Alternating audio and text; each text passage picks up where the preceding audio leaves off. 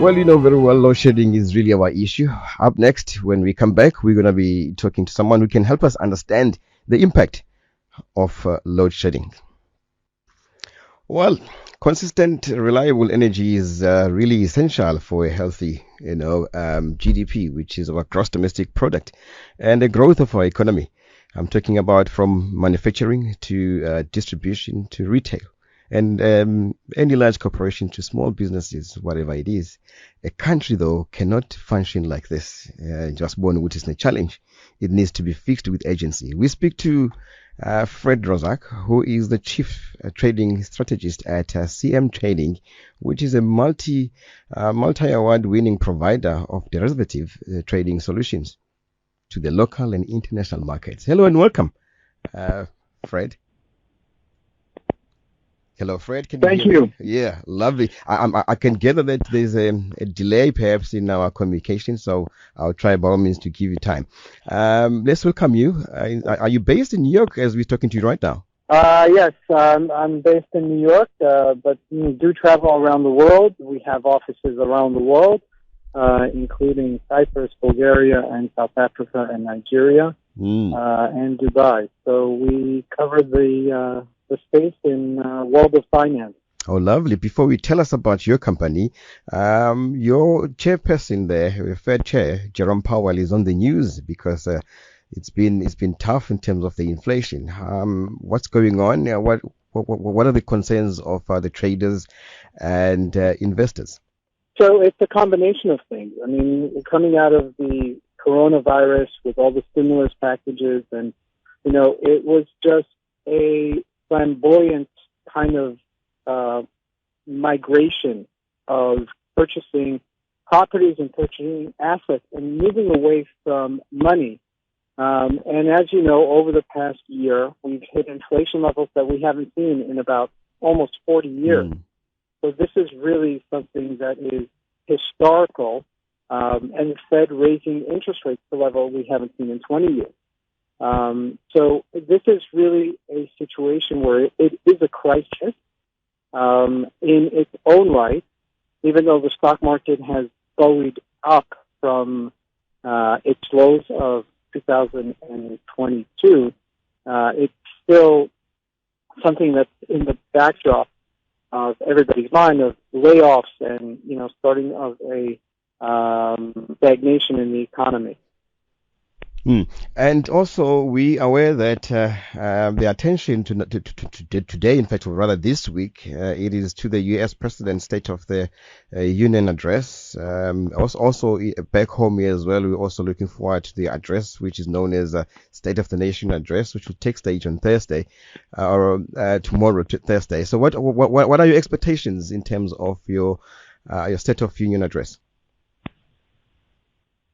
So it was. There was something interesting. I think there was never been more bipartisan, a different differentiation that I've ever seen in the history of the United States. I've never remembered the Republicans and Democrats be so boisterous and so disagreeing with each other. The United States is a wonderful country to be part of, and I am really very lucky to have participated in growing up there and living there most of my life. And I could, honestly, I could compare it because I've lived in other countries in the world and even in Europe, and it is a country that is much more open and much more capital-driven, where people are really given the ability to persevere and create their own wealth. Someone said this very pointedly when I was younger, and said, as long as you're looking to work hard, you could really succeed. In other countries, whether you work hard or you don't work hard, you don't succeed. And this is just a, something that is, it's not a right, it's a opportunity and it's a privilege to be part of. And you're seeing the country just so disenfranchised by what is happening both politically and economically. And, the current crisis that you're currently experiencing is All right, we seem to have lost him there. Bear in mind that he's coming to us live from from New York. So obviously, I'm at the end of the line. We might experience some glitches. Do bear with us there. We'll get our producer to try and get him back. We're talking to Fred Razak. He is the chief strategist, chief trading strategist at CMTrading. We are about to commence our conversation when it comes to the energy crisis that is at our forefront of our problems. All right, welcome back. We are still in conversation with Fred Razak. He is the chief trading strategist at CMTrading. We're looking at our energy crisis. As you know, that we invite industry experts. He's one of those experts, so he can tell us exactly the impact of this as someone who's dealing with money every single day. Fred, before we even get cut off again due to the very similar issue that we're talking about today, which is load shedding or maybe our energy crisis, tell us briefly about your organization that you represent. We can tell that you're such a big company with all the awards that you have collected. So our services really are the ability for inspiring traders who haven't had the access to be able to trade the financial market, the ability and the access to trade the financial market in various categories, in indices and stocks, U.S. stocks including that, which are really in play right now, commodities, and cryptocurrencies and Forex symbols that you're able to trade. So we give you a platform and a basis, a foundation for you to trade the financial market. We are, including to that, we give a lot of educational material as well. All right, we'll get to that at some point just to understand really your organization, because many people want to really to invest offshore, especially during this season when our energy crisis is at the top of our head. Now, how did we get here, Fred? Maybe you understand, because now we're seeing people who are wanting to leave our country, wanting to start businesses somewhere else. So let's talk about this impact of this crisis that we are facing in South Africa, energy crisis. So what's your view of it? So I'll give you an example of it that is very close to home in the United States. If you're familiar with New York and California, and if you're familiar with Texas and Florida. Now, historically speaking, the Democratic Party has really been very strong and very prominent in California and New York. And as a result, because the Democratic Party right now has moved to kind of deregulate the society in general, where in Los Angeles there are a lot of homeless people that are not attended to. There is a defunding of the police. There is also not upkeep with the country, with the infrastructure. And as a result, both from New York and Los Angeles to California, the state of California, people are migrating to other states, like Texas and Florida, which are historically Republican states. And this is happening in real time. And you hear the numbers, and it's astronomical. I mean, the mayor of New York kind of wanted to bully the New York Stock Exchange to pay extra taxes because there is a gap with the budgeting. And the New York Stock Exchange basically said to him, listen, we don't have to be here. We could be in anywhere. We could be in North Carolina, right? So it's a big deal right now that these states, both New York and California, are losing a lot of their citizens. Now, they're not losing, the average citizen. They're losing the top 1% and the top 10%. And that is very costly, both to the revenue that the state could then bring into the state because of taxes or real estate taxes, and both because, if a rich person is there, then they have companies that they're, hiring people around them there as well. So that the impact is just astronomical. And if you look down in South Africa, there are a lot of people, I don't know what the numbers are, but I'm sure there are a lot of people that have the ability to migrate to other countries. Not just to Europe or to Australia, but to other African countries. And so your greatest asset, your greatest wealth is your people. And if you're not taking care of your people, it'll be very costly to the country. And this has happened in Chicago already, where the migration has already happened, and you're seeing the after effects of it. So it really behooves the government to get into line and to make this a thing of the past, because it's not sustainable. There's no country in the world that sustains what South Africa has to go through. Yeah, indeed. And I'm sure this has now also portrayed us as a corrupt country. And I can imagine that the rating agencies, they do factor this into their assessment.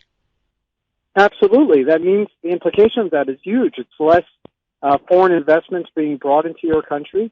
And Africa is, first of all, it's vast. It has tremendous amounts of natural resources. The birth rate is on the upswing. So, ultimately, you want to attract foreign investors either from Saudi Arabia or from China or even from Europe. I mean, it's up and coming. Africa altogether is up and coming, but you're competing against other African countries, and you've got to stay the tide. I'm afraid you're still there? Yeah. Okay. All right. That's my belief. My belief is. All right. No, that's good. Now we saw U.S. investing in South Africa in terms of the renewable energy, trying to move away from coal. And what would be your view of that decision by the U.S. to come in and invest, whilst you also, as U.S., looking for coal from South Africa?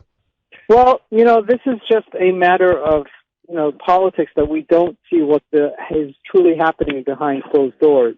And I really believe that in the best interest of the country, you need to bring electricity ASAP, like now. And whatever is going to help you down the line, maybe 10 years, in renewable energy, in turbines and all that other stuff, which are alternatives, solar panels, you could do that. You could add that down the line. But let's take care of the biggest concern right now, the infrastructure, the power stations. You need to increase them. You need to have many more of them until you do get high tech and are able to sustain what you already have as an infrastructure for electricity. But until that point, it's an emergency. It's not a maybe it could be, let's try. No, it's an emergency. It's got to be done now. It has to be done urgently. Indeed, I agree with you. Now, as an investor and a trading house, what would be your advice then or recommendation to our listeners who are saying, look, we don't even have now a disposable income.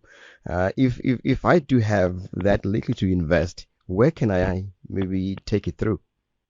So the biggest thing I always say is invest in yourself.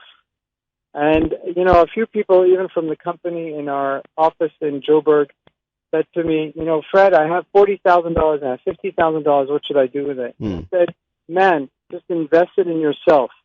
Yes, you can invest in assets. Yes, you could add value to assets. But the first place to invest is in yourself, because you invest in yourself, you not only increase your net worth, but you'll increase yourself no matter what your financial bank statement says. And to me, that's the most important thing. Next, I would actually look to, by investing in yourself, I would look to educate yourself during these very difficult times of looking outside the borders of South Africa for a means for an income. There's no reason today with the internet age that somebody in South Africa who has the same access to anybody else in the world, including the United States, who has access to classes from Harvard or has classes from, business schools around the world on YouTube, and can get that education and can level that playing field in order to bring themselves higher. But you've got to dream, you've got to have a vision, and you've got to put in the work into looking for these type of opportunities. Yes, you could trade assets at CMTrading, absolutely. But first, I would suggest adding the education. And we do also offer education on our portal to allow people who don't have a financial background to increase their knowledge so that they can be exposed to the rest of the world. We are aware that stock market or maybe shares, the risk is great. Would you recommend that an average person invest in the stock market if they don't have they're not even literate. Well, no. So that's what I'm saying. You need to invest in yourself educationally before you take any risk. I am the first one to tell all of our clients that you have to mitigate risk. That's the first thing. You can't just get into something without knowledge. We have also a platform that acts and feels and touches like the real market. So you don't have to risk your real money before you do invest in the market. You can learn your way through and educate yourself in order to get to the point that you can consistently make money in the market. Now, there's two different things. There's investing and there's trading. Investing is more of a long-term perspective, and trading is a more short-term perspective. Both have their benefits and demerits. Now, for a person who doesn't have money to put food on the table, God forbid, I would never tell somebody to invest it or even to trade it in the financial market. That is money that is very precious for you and your family. Obviously, right now, because of the lack of disposable income, to those people that don't have the financial means right now, can nevertheless add value to themselves during this time. And when you do that, when times get a little bit better, that you do have that disposable income, you'll know what to do with it. Fred, you know exactly what that means in terms of the bullseye. Thank you so much for your time and helping us to understand the impact of load shedding and how you do perceive us in South Africa. Thank you so much for your time. All right, that was Fred Razak. I know that there's a time delay in terms of our communication. Hopefully, he had us to say thanking him for his time.